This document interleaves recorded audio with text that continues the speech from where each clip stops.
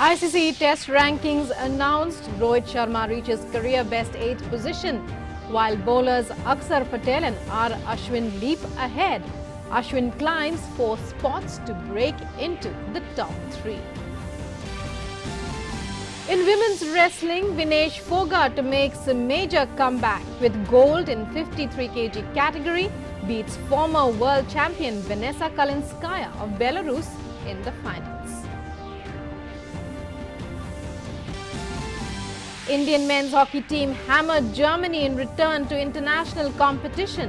Vivek Sagar Prasad scores 2 goals for team in their 6-1 win versus Germany.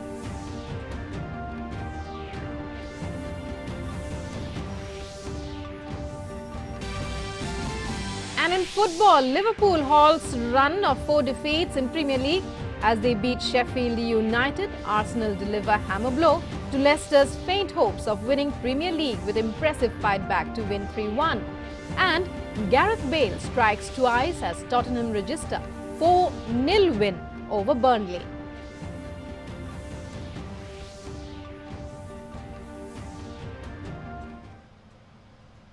Hello and welcome to this edition of Sports News. I'm Rukma, and in our top story, as we were telling you, Ravichandran Ashwin became the fastest Indian bowler to 400 test wickets in the 3rd test against England recently.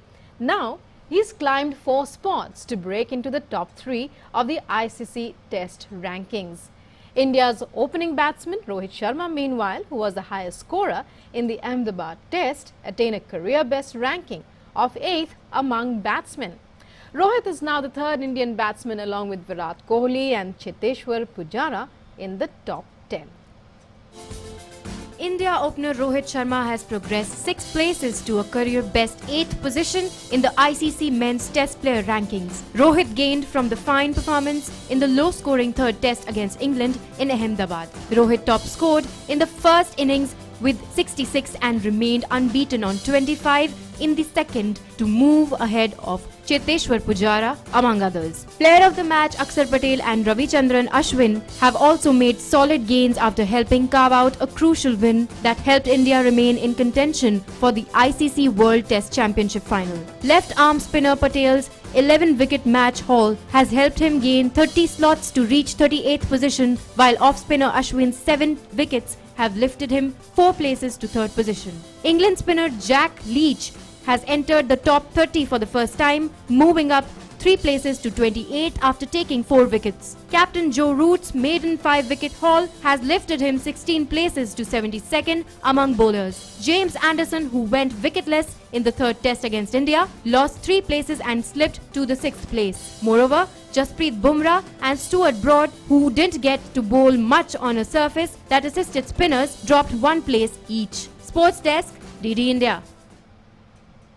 And 6-time world champion MC Mary Kom will spearhead a 14-member Indian boxing contingent in the Boxam International Tournament. The event will be held in Spain from the 1st of March to the 7th. Besides Mary Kom, the team also has Commonwealth Games silver medalist Manish Kaushik. The highly competitive tournament will feature 90 nations with their Tokyo-bound boxers. Playing their first international match in over 12 months, the Indian men's hockey team led by P.R. Srijesh put up a scintillating show as they outclassed hosts Germany 6-1 in the first of their 4-match Europe tour on Sunday. India's goal scorers were Nilakanta Sharma, Vivek Sagar Prasad, Lalit Kumar Upadhyay, Akashdeep Singh and Harmanpreet Singh, who outplayed the hosts, leading their team to a winning start on their first assignment of 2021. After a day's break, the Indian men's team will take on host Germany on Tuesday, March the 2nd.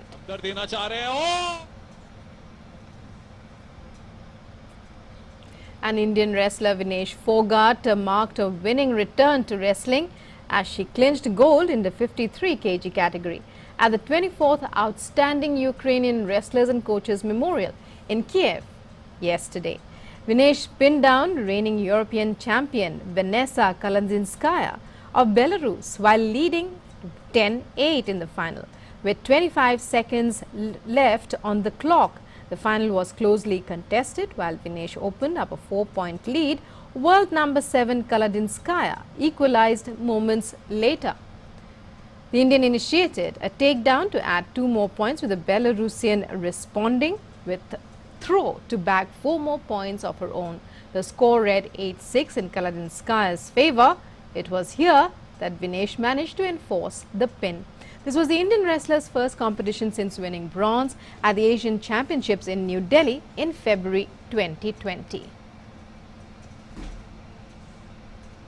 And in football, Liverpool halted a run of 4 defeats in the Premier League as it ended a miserable February with a 2-0 win over last place Sheffield United yesterday. Blades goalkeeper Aaron Ramsdale produced a string of fine saves to frustrate Liverpool in the first half, as the Reds' recent lack of cutting edge in front of goal looked set to continue. But 20-year-old Curtis Jones showed the clinical touch his teammates had been missing to break the host's resolve shortly after the interval. The Reds have already suffered as many defeats in 2021 as they did in their previous 100 top-flight fixtures. But a trip to the division's bottom side proved the perfect tonic for ending a 4-match losing run. Liverpool will next take on Chelsea in the Premier League on Thursday. And Arsenal delivered a hammer blow to Leicester's faint hopes of winning the Premier League with an impressive fight back to win 3-1 on Sunday. Mikel Arteta's side fell behind to Yuri Tielemans' early goal at the King Power Stadium. They had lost 9 of 11 league games when they conceded the opening goal this term. But David Luiz equalized, and Alexandre Lacazzette's penalty gave the Gunners the lead just before half-time. Nicolas Pepe's second-half goal sealed Arsenal's second win in their last 6 league games. The North Londoners' stirring escape act left Leicester in third place, trailing leaders Manchester City by 13 points with 12 games remaining. And Gareth Bale struck twice as Tottenham registered a 4-0 win over Burnley in the Premier League on Sunday. After 5 defeats in their previous 6 league games, Tottenham eased the pressure on manager Jose Mourinho with a significant contribution from Bale, who made just his 3rd league start of the season. The Wales forward's most impressive display since his season-long loan move from Real Madrid gave him 4 goals in his last 4 appearances. Tottenham are up to 8th as they try to climb back into the battle for a top 4 finish.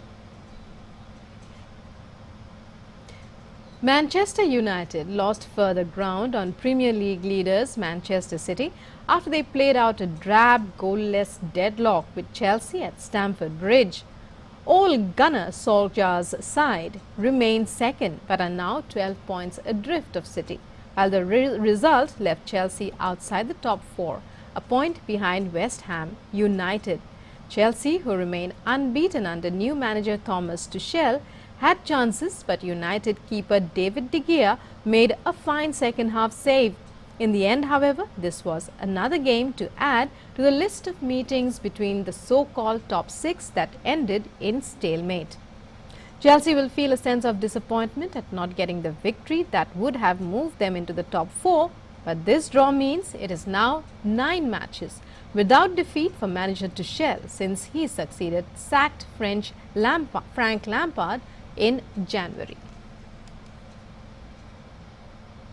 Fulham had to settle for a goalless draw at Crystal Palace in EPL on Sunday. Third bottom Fulham are 3 points behind fourth bottom Newcastle in the fight to avoid relegation. The result meant that Scott Parker's 18th place side are unbeaten in 5 league matches and have 23 points from 26 games to sit 3 points behind Newcastle United and Brighton and Hove Albion. But they were left to rue their missed opportunities. Fulham ultimately was short of the firepower needed to hand Palace a defeat on manager Roy Hodgson's 150th game in charge.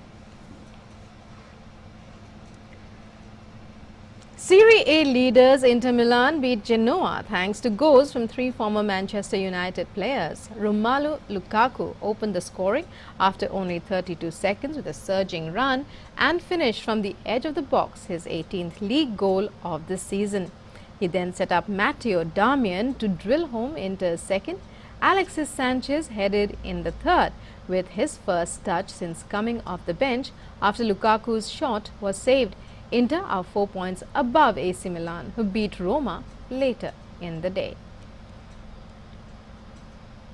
AC Milan moved 4 points behind Serie A leaders Inter Milan by beating Roma 2-1.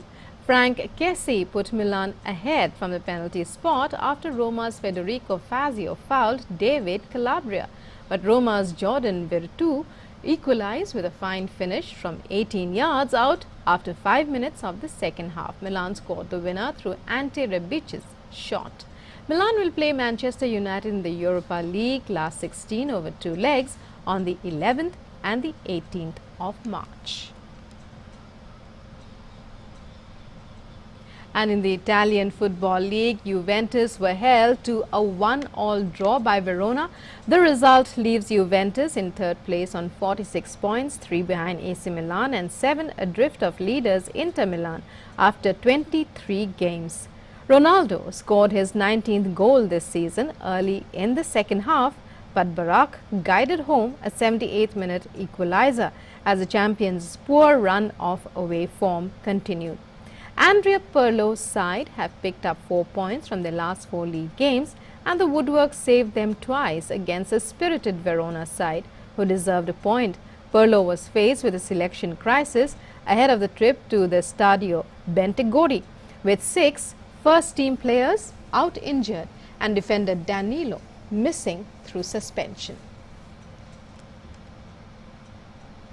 And Italy's Serie A club Udinese on Sunday tested a new device to monitor compliance with anti-COVID rules and protocols to make sports stadiums safe for spectators. The first test of the restart device was carried out at the Udinese-Fiorentina match at the Dacia Arena.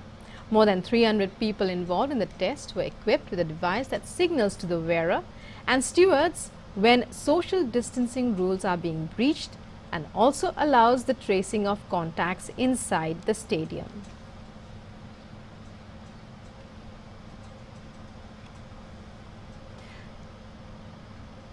And Chinese football was thrown into disarray on Sunday as the owners of reigning Chinese Super League champions Jiangsu FC announced the club would cease operations with immediate effect. The announcement on the club's official WeChat account stated all of owners Suning Group's football clubs, including the hugely successful Jiangsu Suning women, would cease operations starting on Sunday. The Nanjing-based electronic goods retailer, one of China's biggest and which also owns Italian Serie A club Inter Milan, earlier in February said it intended to focus on core businesses, leaving non-retail assets at risk.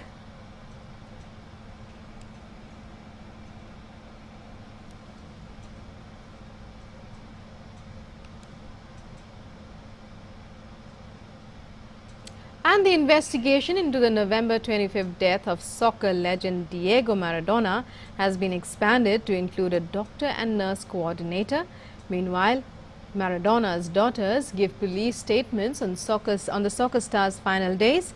A total of 7 people are now part of the wrongful death investigation being conducted by the Attorney General's Office of San Isidro.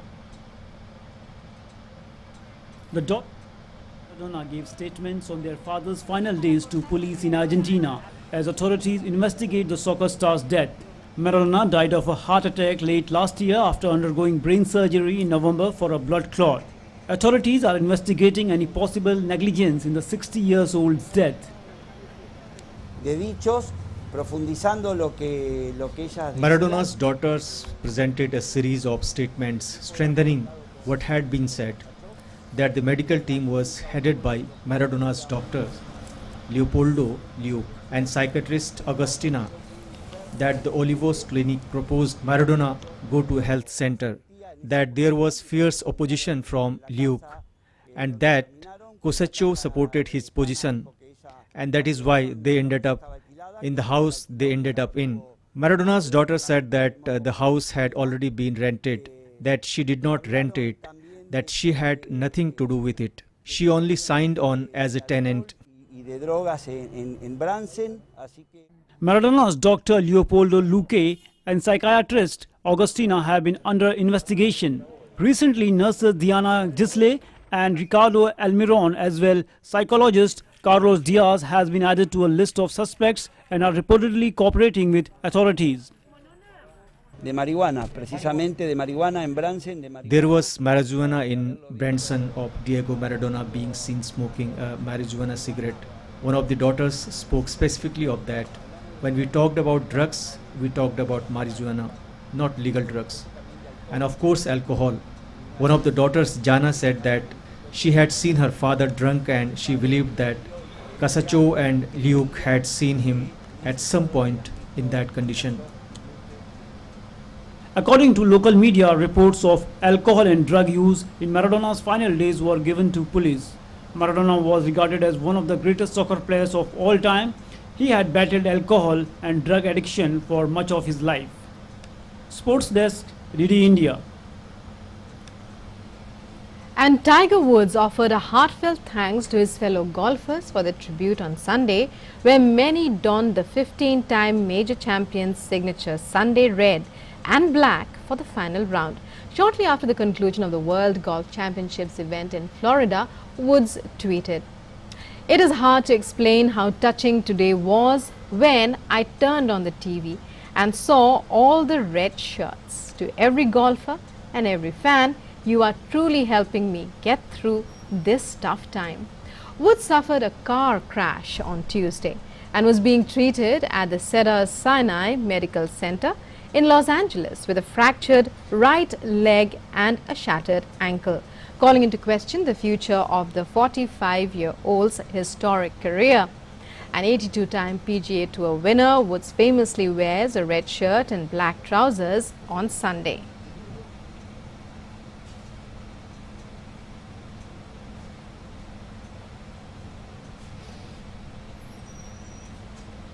And Formula One has declined an offer from Bahrain to vaccinate all personnel attending pre-season testing and the year's opening Grand Prix. The Gulf state said the move was part of its vaccination program, which it was extending to events in the country. A spokesman for F1 said the sport had no plans to be vaccinated as a group ahead of the rollout of vaccines to the health system in the UK. F1 teams are expected to respond to the offer in the same way.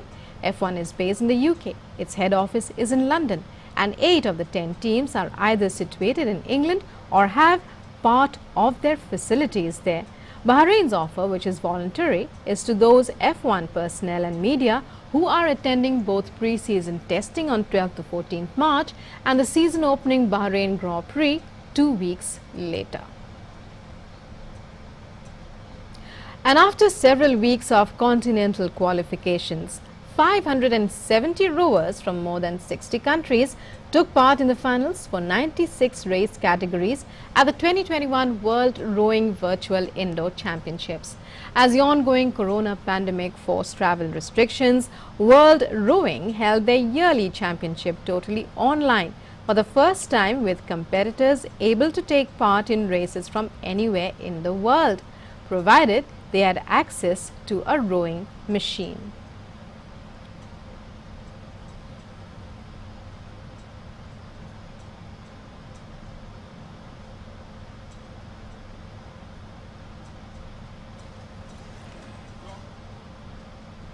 And Loveleen Raizada started officiating in tennis umpiring since 2013 when she thought playing professional tennis was not her cup of tea. Our correspondent Ashok Martolia had an exclusive interaction with her. This is what she had to say. Well, I have with me Loveleen Raizada, who is a tennis chair umpire and also a TV actress who featured in various daily soaps. Loveleen, you have started your career as a tennis player, but eventually you become a chair umpire. So how did this happen? Why did you thought that you have to become a chair umpire? Actually, becoming a tennis player was not my cup of tea. So I just thought of, going into coaching or umpiring. So my dad suggested me to try umpiring. So I went for a course in 2011 in Chennai, and I just appeared in the exam and just cleared it. And from then, I started umpiring. And from there, I started going to the tournament slowly gaining experience, and then it just was a flow of I just continued. What kind of challenges do you face during the umpiring? Challenges, I think focusing every time is very important, and it's a challenge for me because once you lose your focus, you're gone. So focusing is very important. Umpiring is a very technical job. So what kind of advice would you like to give to the aspiring chair umpires? You have to keep a sharp eye on the line, on the ball, and a sharp, you just have to keep the eyes on the ball. If you lose your focus or if you lose the tracking, then you just lose the call. It's like that. You are also a TV actor. So how did you balance between umpiring and your TV works? It's like I don't take it as a full-time or this officiating is my part-time or acting is my full-time. I don't take it like that. It's like where I look for opportunities to work. Wherever I got opportunities, I just go there. So if I'm getting a work from like a serial, I just go there. Modeling, I go there. And if officiating, I don't mind. How do you see the future of tennis in India? Because we haven't seen players like Leander Pace and Mahesh Bhupatin, Sania Mirza. We have not seen player like that caliber of players. We haven't seen in a recent time. So how do you see the future of tennis in India? In India, I think they are improving gradually because what level I have seen when I used to play, it's much better now. Like I see it the other way, I'm so sorry. But I think they are improving. And because of the corona last year, maybe they are like stagnant for some time, but they will improve for sure. Okay. Have you ever dreamt of umpiring in Grand Slam? Yes. That's my dream. I think that's every umpire's dream to umpire in like Grand Slam. Okay, my last question. You are more of an actor or a chair umpire? I think actor, because that's my passion. But umpiring, I respect it. And I do it with full dedication. I don't take it as a oh, I don't want to do it. No, never. If I get an opportunity to umpire in some matches, I just go for it with full dedication. Thank you, Raja. Thank you for talking to us. Yeah, Thanks. thank you. And in tennis, world number 1 Novak Djokovic proved he is the king of the Rod Laver Arena, winning a record-extending 9th Australian Open title. The victory in Melbourne means Djokovic has now won 18 Grand Slams and is only 2 behind big 3 rivals, Roger Federer and Rafael Nadal, who have 20. We bring you the statistics to consider and then have your say on GOAT race between the big 3 of tennis. Serbia's Novak Djokovic won in Melbourne to land an 18th major title, moving him 2 behind Rafael Nadal and Roger Federer's all-time leading tally of 20 Grand Slam singles victories. Beating Russia's Daniil Medvedev for a 9th Australian Open title may prove to be pivotal in the race. The 33-year-old is a year younger than Nadal and seems to have plenty of time on his side over 39-year-old Federer, who did not play at Melbourne because of a knee injury. For some, the GOAT discussion is frivolous and does a disservice to the achievements of each player in their own right. Looking purely at the numbers does not tell the full picture. It is not possible to quantify the different playing styles, how they have adapted their games, their physical and mental strength, nor how they have overcome the tough moments that have peppered all of their careers. 3-horse race. The race to be crowned the GOAT in terms of major titles, at least, is tighter between the top 3 men than it has ever been before.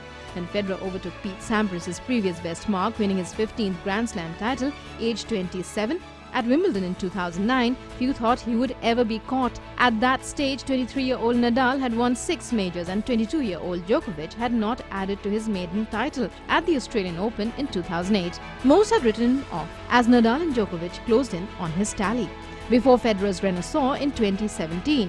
on the back of his rivals tumbling in the race because of injury and loss of form, kept him at least 3 titles ahead. That was until 2019, when Nadal and Djokovic shared the 4 majors equally between them, leaving the trio closer together than ever. How do they compare across the different surfaces? Some argue that Nadal's utter dominance on the Roland Garros clay means he is perhaps not as complete an all-round player as Federer and Djokovic. The king of clay has won 13 of his 20 major titles in Paris. Neither Federer nor Djokovic have been as dominant as that at one place, although neither has any other player, male or female, in the history of the sport. But Federer and Djokovic do each have a Grand Slam they have bossed over the years, and at which they hold the record for the number of men's titles won. Djokovic has claimed 9 of his 18 victories on the Australian Open hard courts, while Federer has won 8 of his 20 majors on the Wimbledon grass. However, there is still one feat evading them. Neither Federer, Nadal nor Djokovic have managed to become the first man in the Open era to win each of the 4 Grand Slams twice. How have they fared against each other? This is another area where Djokovic's claims are strengthened. He has a better head-to-head record against both Federer and Nadal in their total meetings. Djokovic's dominance over Federer has also borne out in their Grand Slam meetings. However, Nadal's win in October's French Open final means the Spaniard has the upper hand over Djokovic at the majors. How do they compare in terms of longevity? Aside from Grand Slam titles, the length of time spent as the world number 1 is another key indicator. Federer has spent the most weeks in history at the top of the men's rankings, but will be overtaken by Djokovic next month. Nadal losing in the Australian Open quarterfinals ensured Djokovic will take that record away from the Swiss. The Serb cannot be dislodged for the time being, and on 8th March will be top of the rankings for a 311th week of his career. Sports Desk, DD India.